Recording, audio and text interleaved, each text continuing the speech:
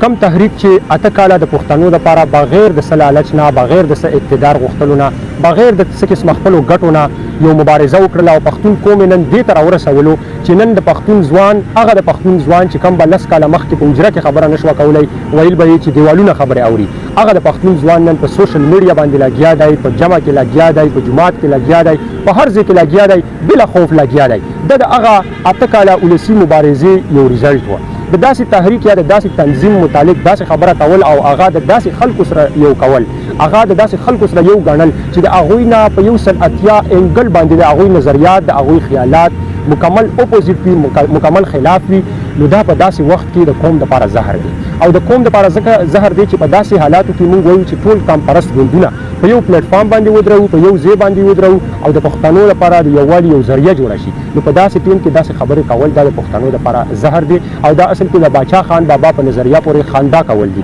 باچا خان بابا په نظریه پورې ځکه خندا کول دي چې هغه هم په 1929 کې یعنې په 1921 کې چې هغوی کله خدایي خدمتګار تنظیم جوړ کړلو، نو په هغه حالاتو کې هم هغوی اته کاله ولسي مبارزه کړې وه او د هغې نه بعد بیا د وخت مناسبت سره پارلمان ته لاړل. نو هغوی که چېرته داسې وي نو بیا د باچا خان بابا په دومره لویه قرباني چې هغه خپل ژوند نیمه حصه چې کوم دی په جیل کې تېره کړې وه، د اصل کې هغه هېرېدل دي. ملګرو، نن سبا د سیاست نه خلکو یو ډایلاګ جوړ کړی دی، بس خبره دې وکړله، ودې کړله، نه در سره څه ثبوت شته، نه در سره څه دلیل شته دی، خو بس یو ټرینډ دې جوړ کړله او بس په هر ځای کې بس د دې ټرینډ متعلق بیا خبره کېږي او بیا سوشل میډیا باندې دې خبرې ته دومره زیات ور ورکول چې سمه خوره شي او د پښتون بچې او ځوان یې وګوري، دا بیا د هغې نه نوره زیاته بېوقوفي ده.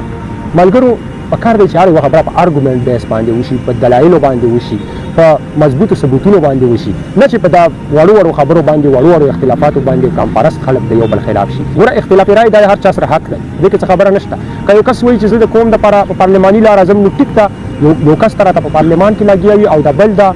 په غیر پارلماني طریقې سره خپله مبارزه ساتي، دواړه به لاس ټیک شي که نه، یو به پارلمان کې لګي، یو بل به غیر پارلماني خبره وي. نو که په دې باندې څوک یو بل سره تعصب ساتي یا په دې باندې د پښتون قام په منځ کې نفرت خوروي، نو دا خبره ډېره زیاته خطرناکه ده. ملګرو، نن سبا د خلکو نه خپله سوچ، خپله نظریه هېره شوې ده. نو داسې ته هېره شوې ده چې خلکو له طاقتور مخې نه ورشي، نو وایي موږ د عدم تشدد په فلسفه یو، چې کله طاقتور ورته مخې له راشي، بیا چې کله ورته کمزوري مخې له راشي وایي کږه خوله په سوک سر وي.